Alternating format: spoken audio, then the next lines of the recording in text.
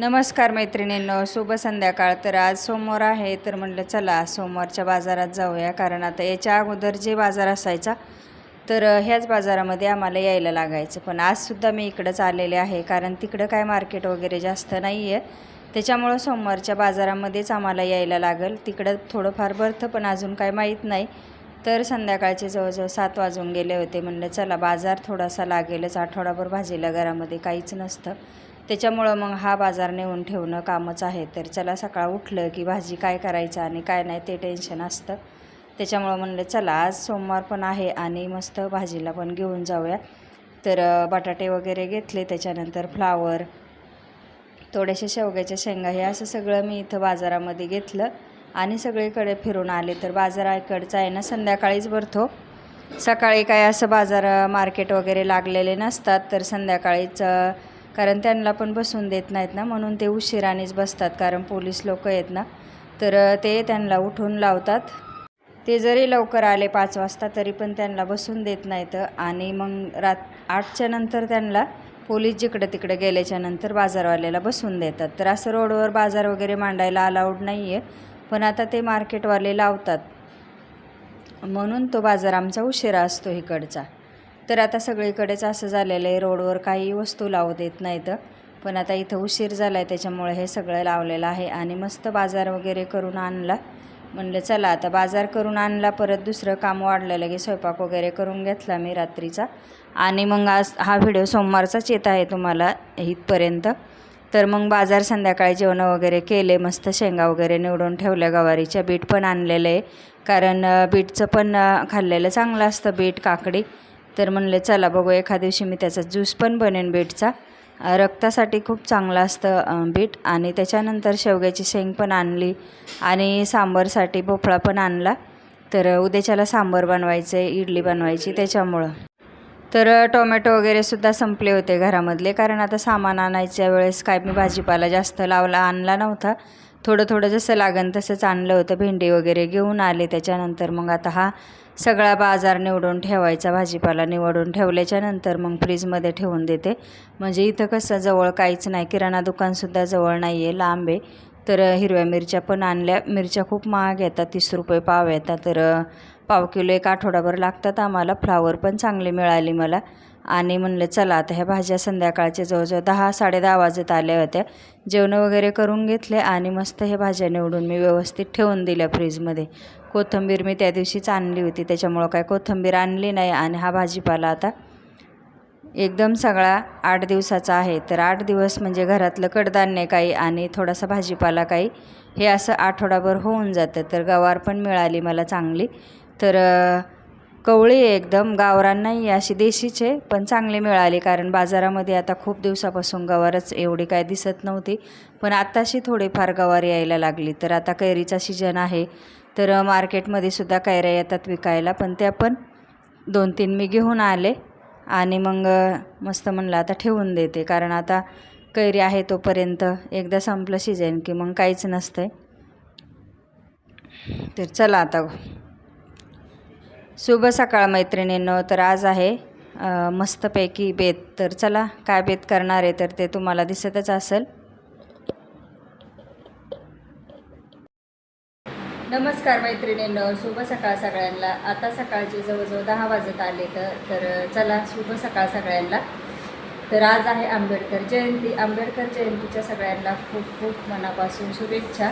तर इथं पण भरपूर गल्लीमध्ये कार्यक्रम चालू आहे. इथं आंबेडकर जयंतीचे रात्रीच सगळं त्यांनी म्हणजे शेटअप वगैरे लावून मस्त कार्यक्रम चालू होते.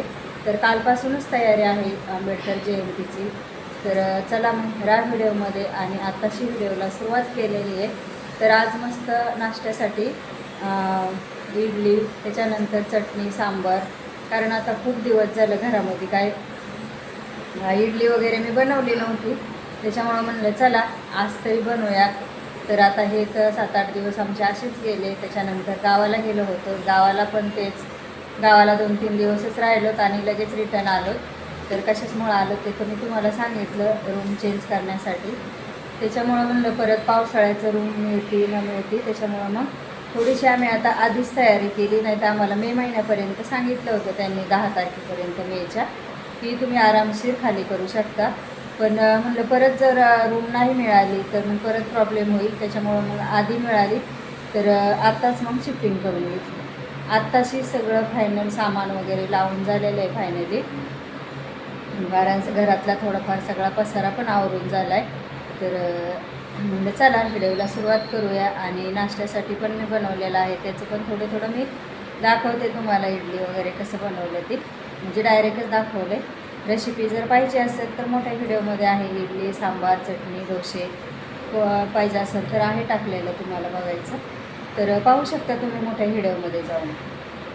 तर आता सगळं म्हणजे आता मला बनवायचं आहे. त्याच्यानंतर मग नाश्ता आणि जेवण आज आमचं संगच होणार आहे. मी काय स्वयंपाक केला नाही, तर बघू म्हणलं दुपारी लागलं तर काही करता येत नाही, तर मग त्याच्यावरच बस होऊन जाईल. कारण एवढं असतं सगळं, इडली, चटणी, सांबार आणि वाटलं तर डोसे थोडेफार, मग जेवण करायची गरजच लागत नाही. मग एकदा खाल्लं की डायरेक्ट संध्याकाळी. तर असं म्हणजे चला मग आज स्वयंपाकाला पण मला आराम आहे. पण स्वयंपाकापेक्षा हे मोठं काम जास्त आहे. त्याचे भांडे वगैरे भरपूर पडतात. कारण बाहेरून जर विकत आणायची म्हणलं ना तर एक प्लेट 40-50 रुपयाला आहे. आणि त्याच्यामध्ये किती 4 इडल्या येतात किंवा 4 वडे येतात. त्याच्यामुळं मग घरच्या घरी जर बनवून खाल्लं तर सगळेच आवडीने खातात आणि मनसोक्त खाता येतं. त्याच्यामुळं म्हणलं चला आज मी घरच्या घरी, आणि नेहमी मी घरीच बनवते इडली सांबार. कारण आमचे तांदूळ असतात राशनचे. मग काय तांदूळ वगैरे स्वच्छ धुवून घेतले, काल भिजायला ठेवले होते, परवा दिवशी काल वाटून घेतले आणि मस्त आज रात्रभर भिजून गेले आणि इडल्या वगैरे करायला घेतले. तर सकाळचं थोडंसं आवरलं आहे आणि बाकीचे कामं अजून राहिले. तर चला ह्या व्हिडिओला लाईकसुद्धा करत जायचा आणि व्हिडिओ आवडला तर शेअर पण करा सगळ्यांसोबत आणि सबस्क्राईब तर करूनच घ्या ज्यांनी केलं नसेल त्यांनी. इडलीचं पीठ मी इथं रात्री झाकून ठेवलं होतं पॅक करून. जेवढं पॅक करून ठेवताल तेवढं चांगलं फुलतं, कारण हवा बंद चांगलं फुललं जातं, त्याच्यामुळं झाकण व्यवस्थित ठेवायचं. तर आता इथं कुकर लावून घेतला आहे मी. तर आज सांबार बनवायचं, त्याच्यासाठी थोडीशी डाळ, भोपळा, त्याच्यानंतर बटाटा, टोमॅटो टाकलेला आहे त्याच्यामध्ये. आणि शेवग्याची शेंग काय मी टाकणार नाही, शेवग्याची शेंग जास्त शिजली जाते, त्याच्यामुळं जेव्हा फोडणीला सांबार टाकेन तेव्हा त्याच्यामध्ये टाकणार आहे. तर आता चटणी बनवायची तर नारळ आणलं होतं त्या दिवशी वाशीवरनं. तर हेच नारळ इथं 40-50 रुपयाला मिळतात. तर मला तिकडं जरा 2 आणले तर बरे मिळाले कमी पैशामध्ये. तर आता इथं मस्त नारळाची चटणी करायची. तर नारळ आधी सोलून घेते. इथं सगळं नारळ एकदम सोलून घेणार आहे, त्याच्यानंतर मग चटणी बनवायची आहे. तर आता हल्ली नारळ खूप महाग मिळतात. तर म्हणलं चला आता त्या दिवशी 2 आणले होते तर वाशीवरून येत्या वेळेस. तर छान निघालं नारळ आणि चांगलं पण आहे भरगतचे. कारण हिथाले नारळ जर आणले ना तर एकदम असे कडक असतात आणि हे चांगलं पण होतं त्याच्यामुळं म्हणलं चला आता मस्त नारळ सोलून घेतलं, इडलीचं पीठ काढून घेतलं, त्यात थोडंसं मीठ टाकलं, बिलकुल सोडा वगैरे काही वापरला नाही. तर मस्त आता इथं पीठ काढून घेतल्याच्यानंतर मीठ टाकून चांगलं मिक्स करून घेतलं. आणि आता इथं सांबारचं पण शिजलेलं आहे, फक्त शेंग मी वरून टाकली, अजून काय शिजलेली नाही आहे, ती कच्चीच आहे. पण आता फोडणीमध्ये जेव्हा टाकन ना मी तर तेव्हा चांगली शेंग शिजली जाईल. तोपर्यंत इकडे इडलीचा कुकर लावलेला आहे. तर इडलीच्या कुकरमध्ये 3 पात्र आहेत, तर 12 इडल्या होतात. तर ते पण लावून घेतलं. 15 मिनटं मी इकडं शिजून घेते इडली वाफेवर. त्याच्यावर मी आता मस्त एक झाकणावर हे ठेवणार आहे वरवंटा, म्हणजे काय होतं वाफ बाहेर जात नाही. तर आता इथं चटणी बनवायची. कोथिंबीर टाकली, मिरची टाकली आणि ओलं नारळ फोडलेलं धुवून घेतलं, बारीक असं कापून घेतलं. फक्त आता एवढंच टाकणार आहे, लसूण वगैरे मी टाकत नाही चटणीमध्ये. फक्त कोथिंबीर आणि हिरवी मिरची, खोबरं, थोडंसं चवीनुसार मीठ टाकायचं. तर इथं आता पाणी टाकून मस्त वाटून घेते, चटणी करून साईडला ठेवते. तर आता जवळजवळ 11-12 वाजत आले. तर आमचं जेवण आणि नाश्ता संगत चाललेलं आहे. तर सकाळी काय चहा पाणी केलं होतं, म्हणलं चला आज काय स्वयंपाक करणार नाही मी, हेच जेवणासाठी आणि नाश्त्यासाठी एकच.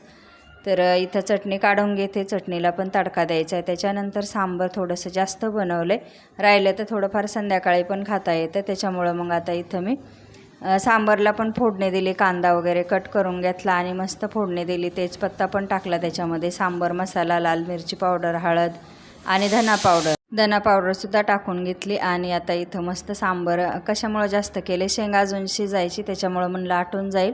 आणि आता इकडे इडल्यासुद्धा तयार झालेल्या आहेत.